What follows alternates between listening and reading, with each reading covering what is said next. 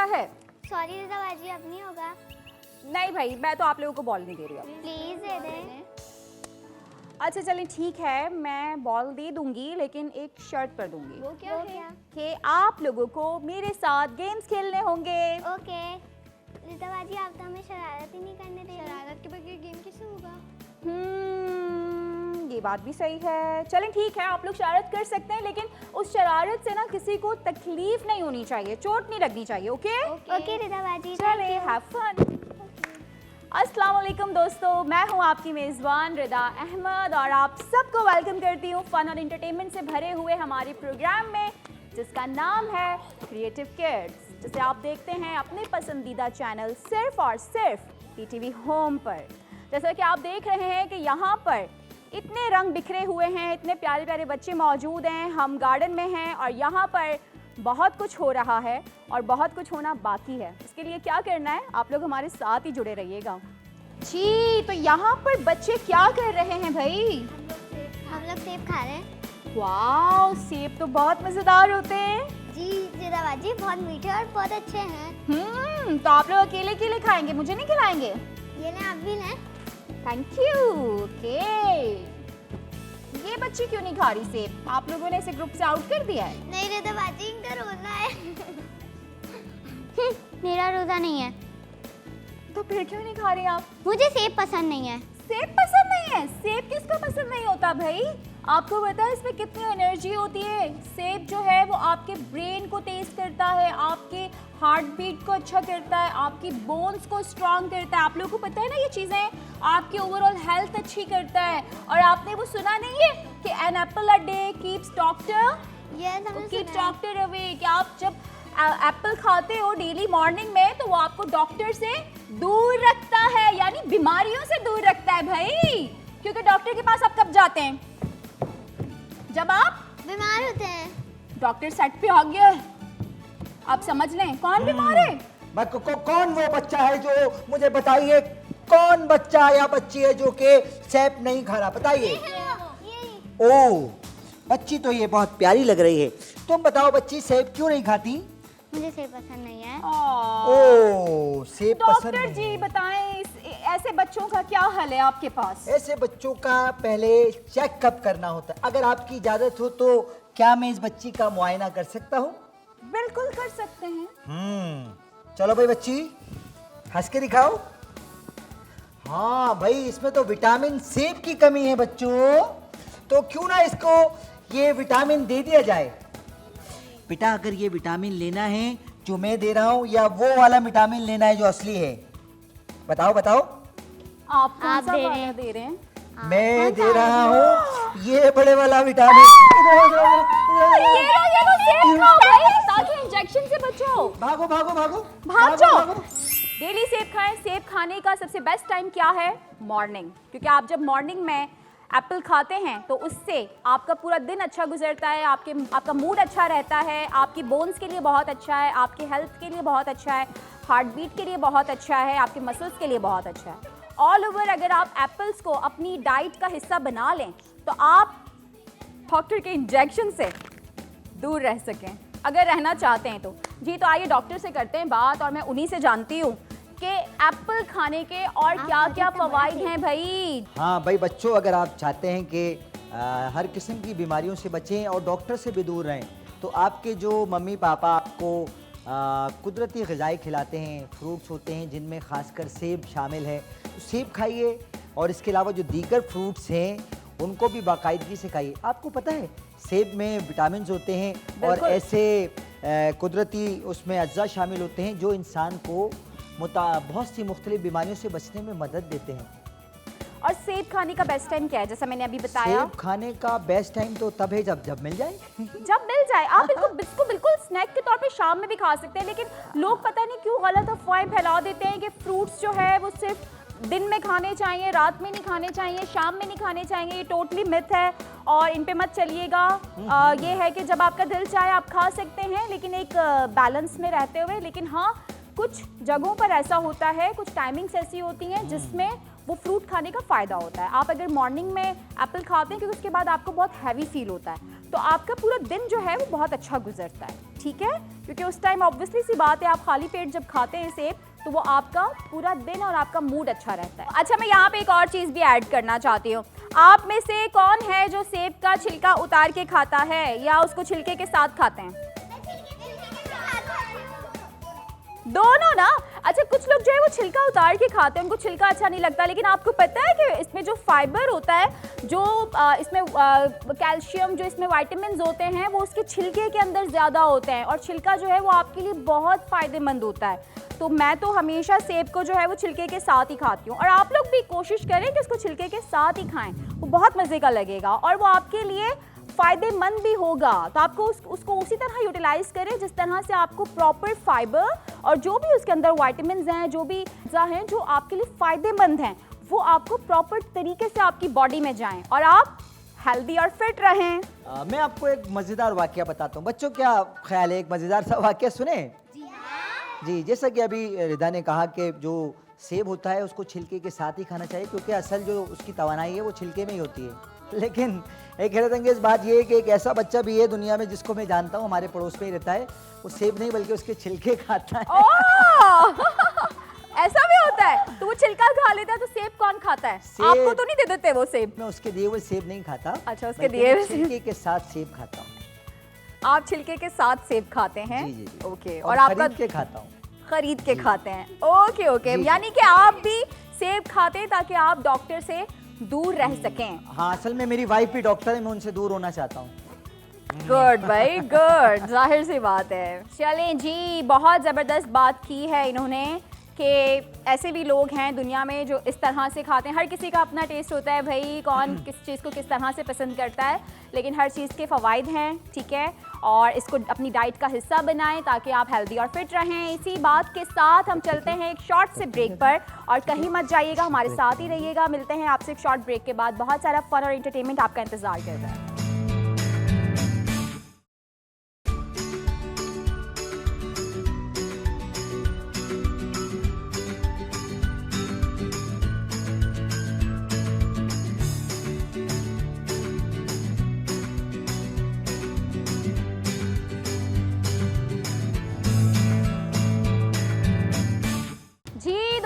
Welcome back after break और देख रहे हैं आप कि कितना फन और एंटरटेनमेंट चल रहा है यहाँ पर।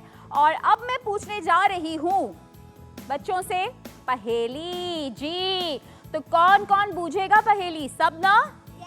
गुड जी। तो पहेली बूझने के लिए क्या चाहिए? आप लोगों को गौर से सुनना है कि मैं क्या बोल रही हूँ ताकि आपको पता चली कि पहेली है क्या और आप फौरन से उसे गेस कर सकें। ओके, अच्छा जी।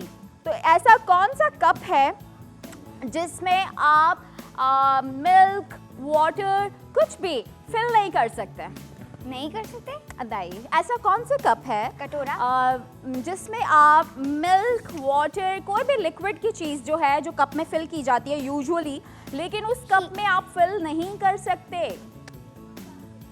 मैं आपको हिंट्स देती हूँ, चलें कुछ हिंट्स देती हूँ, ठीक है? आप लोग सब सोचिए और जो आंसर करना चाहेगा वो हैंड रेस करेगा और मैं खुद पूछूंगी। वो जो है वो जो चीज़ है जो आपने गेस करनी है, वो उसका टेस्ट जो है वो स्वीट है। स्वीट मिठाई?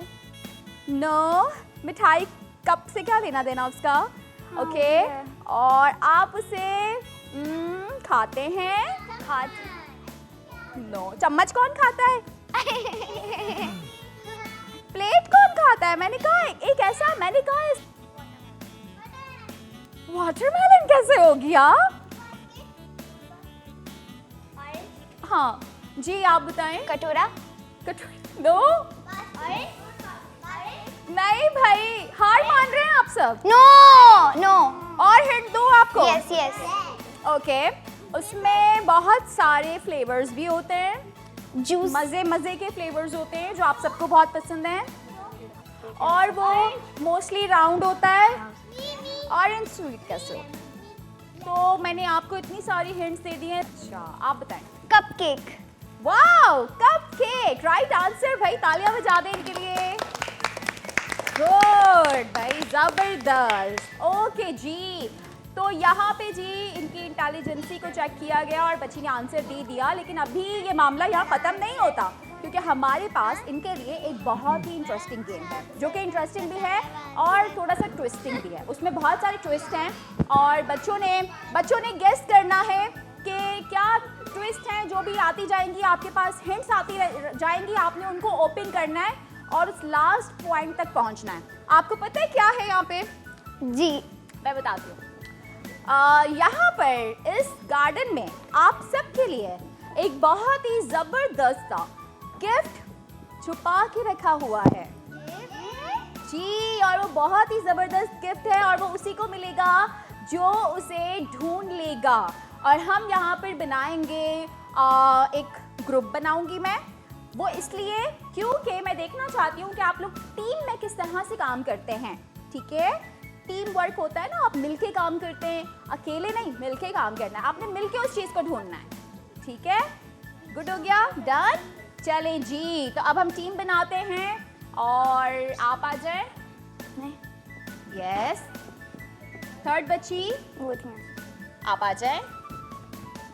ओके जी, बाकी बच्चे जो है वो अपनी मस्ती में लगे हुए हैं, एंजॉय कर रहे हैं भाई। ओके जी, हमने यहाँ पे 3 बच्चियाँ सिलेक्ट कर ली हैं और अब आपने करना क्या है, आपने यहाँ पर आपके हिंट्स मौजूद हैं डिफरेंट जगहों पर। ठीक है, आपने वो हिंट्स जो है वो पिक करनी है, उस जगह पे जाना है, वहाँ पे दूसरी हिंट मिलेगी और फिर आपने उस दूसरी हिंट को ढूंढते हुए उस जगह पे जाना है, फिर वहाँ आपको वो चीज़ मिल जाएगी। ओके ओके ओके ओके ज़बरदस्त। तो मैं यहाँ पर बच्चों को देने जा रही हूँ फर्स्ट हिंट, जिसकी मदद से वो पहुँचेंगे उस जगह पर और उनको वहाँ एक और हिंट मिल जाएगी।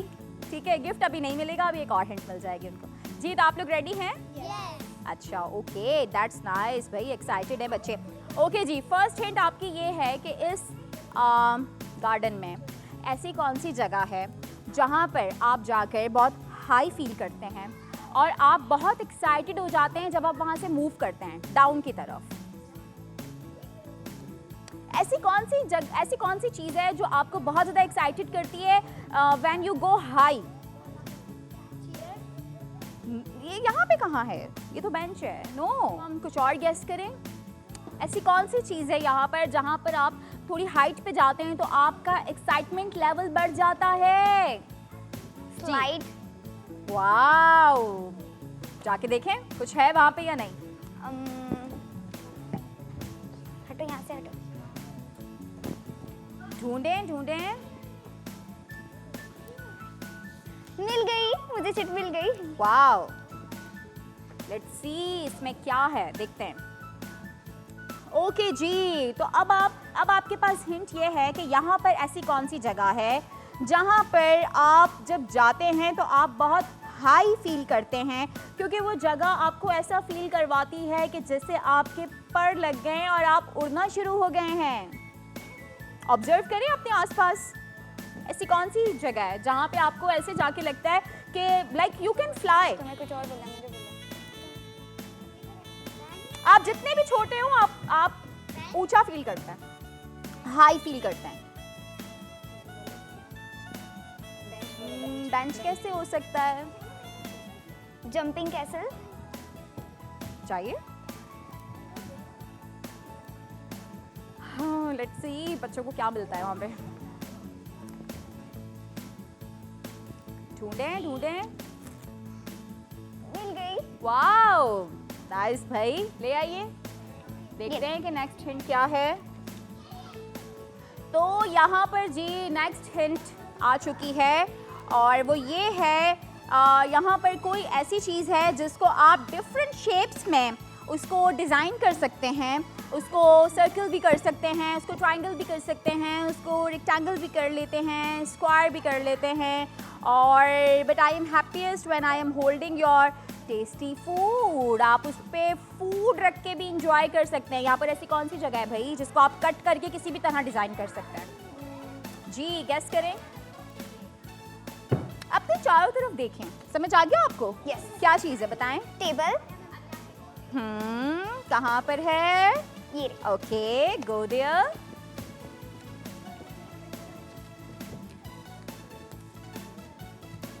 वाओ, नाइस, ले आइए। That's nice. ओके, तो ये 4th हिंट है आपकी भाई।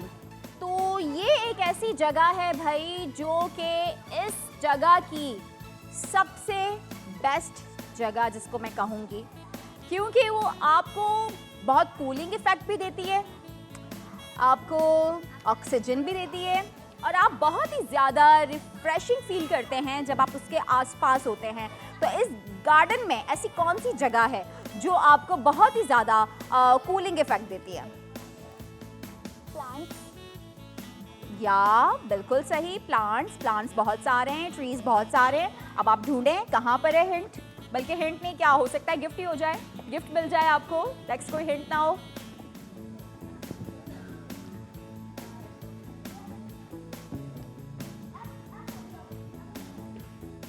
ढूंढें भाई, आप मिल गई। वाओ, मुझे एक वॉच मिल गई। हियर यू गो भाई, मिल गई। What's your good name? Inshal. Inshal ने ढूंढ लिया है भाई गिफ्ट, और उनको बहुत ही ज़बरदस्त सी वॉच मिल गई है। वाओ, वॉच पहनना बहुत ज़रूरी है क्योंकि ये आपको क्या बताती है? टाइम, वक्त बताती है, और वक्त जो है वो बहुत इम्पॉर्टेंट है अगर आप उसको सही से इस्तेमाल करना जानते हो, क्योंकि गुजरा हुआ वक्त कभी वापस नहीं आता। इसलिए जो वक्त मिला है उसकी कदर कीजिए और जितना हो सके अपना बेस्ट दीजिए, क्योंकि एक दफ़ा जो ये वक्त गुजर गया तो वापस कभी भी नहीं आता। और जो वक्त की कदर नहीं करता, वक्त उसकी कदर ही नहीं करता। वक्त उसकी कदर नहीं करता जी। तो इसी खूबसूरत बात के साथ हम चलते हैं एक शॉर्ट ब्रेक पे। कहीं मत जाइएगा, हमारे साथ ही रहिएगा। मिलती हूँ आपसे एक छोटी सी ब्रेक के बाद।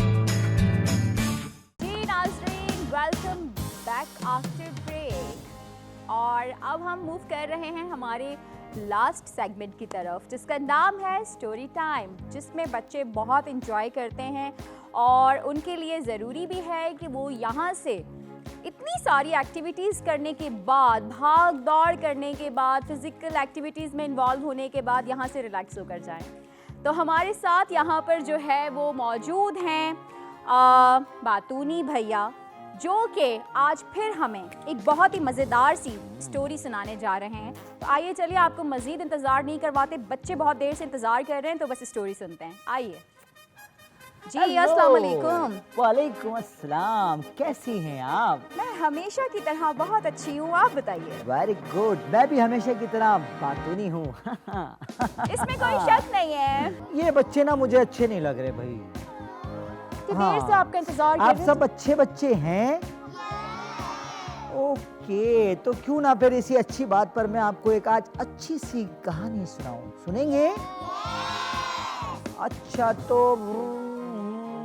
हाँ, आज मैं आपको कहानी सुनाऊंगा एक सुनहरी चिड़िया की।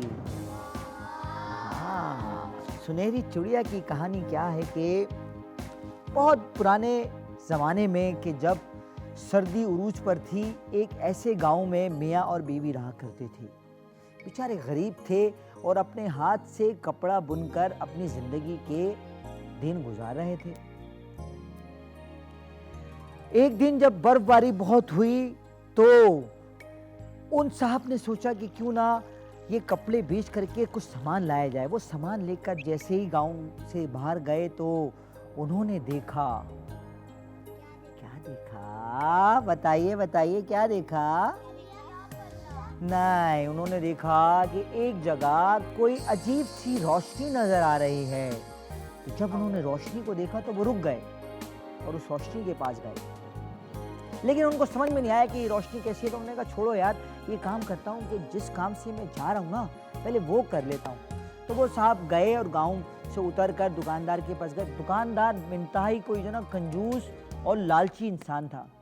उसने जैसे ही उन साहब के हाथ का बनाया हुआ कपड़ा देखा, अगर नहीं भाई नहीं, ये कपड़ा तो बहुत सस्ता है, मैं इसके जो ना आपको यही 100-200 रुपये दूंगा। वो लूटने के चक्कर में था। हो।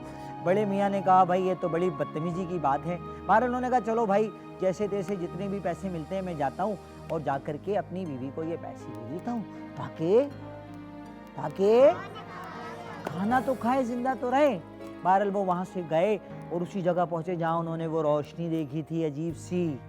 अब उन्होंने कहा भाई चेक करता हूँ कि इस जगह पर क्या है। तो बताइए उस जगह पर क्या हो सकता है, बताइए। हाँ, वहां पर उन्होंने देखी एक सुनहरी चिड़िया।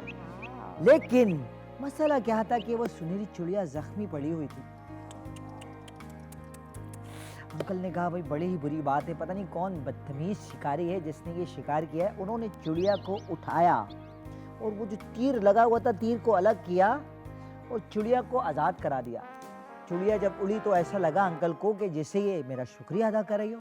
ऐसे में अचानक वो शिकारी आ गया और शिकारी ने कहा बड़े मियाँ तुम कौन होते हो मेरे शिकार को आज़ाद कराने वाले। बड़े मियाँ ने कहा भाई अच्छी बात नहीं है, किसी मासूम चिड़िया का आपने शिकार किया हुआ है, तो तुम ऐसा करो बताओ अब मैं क्या करूं।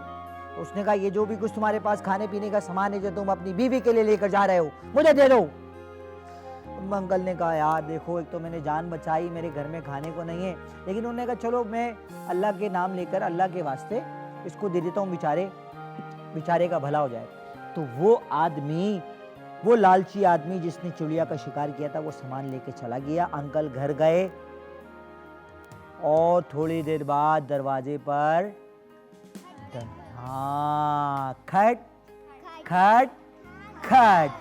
अंकल ने जैसे ही दरवाज़ा खोला वहाँ एक खूबसूरत सी सफ़ेद परी जैसी बच्ची खड़ी थी और सर्दी से थर थर काँप रही थी। उसने कहा अंकल मुझे जल्दी से आप घर में बुला लें। रात का वक्त था, अंकल को बच्ची पर रहम आया, घर में लाए, आतिशदान के करीब बिठाया, बच्ची की जान में जान आई। मियाँ बीवी खुश हो गए, भाई हमारे घर में अल्लाह ने एक छोटी सी नन्ही परी भेज दी। सुबह हुई तो बच्ची जाने लगी तो उन्होंने कहा बेटा हमारी तो कोई औलाद नहीं है, क्यों ना तुम हमारी बच्ची बन जाओ। तो उस सफ़ेद परी ने कहा ठीक है लेकिन मैं आपके सारे काम करूँगी। तो वो जो कपड़े आप बुनते हैं ना, आज से वो सफ़ेद कपड़े मैं बुनूंगी, लेकिन याद रहे खबरदार जो मुझे कपड़े बुनते हुए कभी आपने कमरे में देखा। तो उन्होंने कहा ठीक है भाई तुम जानो। बच्ची कमरे में गई और कमरे में से खूबसूरत नगमों की आवाज़ आने लगी और थोड़ी देर के बाद बच्ची बाहर आई और उसके हाथ में खूबसूरत सा मलमल से भी ज़्यादा मुलायम कपड़ा था। बड़े मियाँ और बड़ी भी तो बहुत खुश हो गए कि भाई इतना नफीस कपड़ा तो आज तक हमने भी नहीं बुना। वो जैसे ही लेकर उस लालची दुकानदार के पास वापस पहुँचे तो उस लालची आदमी की आंखें बाहर आ गईं और उसने कहा भाई वाह ये कपड़ा तो बहुत महंगा है और ये कपड़ा आज मैं आपसे लूँगा पूरे 50,000 में, लेकिन खबरदार मेरे अलावा आपने अपने बनाए हुए कपड़े किसी और को बेचे। अब आप घर में बैठिए, मेरा मुलाजिम शकूर आपके पास आएगा और कपड़े ले जाएगा। तो होते होते अंकल के घर में दौलत की रेल पेल हो गई। बच्ची भी थोड़ी बड़ी हो गई लेकिन कमज़ोर हो गई बच्ची। हाय हाय हाय, अंकल को बड़ा रहम आया। उन्होंने कहा भाई एक काम करते हैं, बच्ची ने गोके मना किया है कि खबरदार जो मेरे कमरे में झांका। तो आज हम देखते हैं जो नगमों की आवाज़ आ रही है ना, इस नगमों की आवाज़ में बच्ची किस तरह कपड़े बुनती है। तो जैसे ही बड़े मियाँ और बड़ी बी ने कमरे में झांका तो पता है क्या हुआ,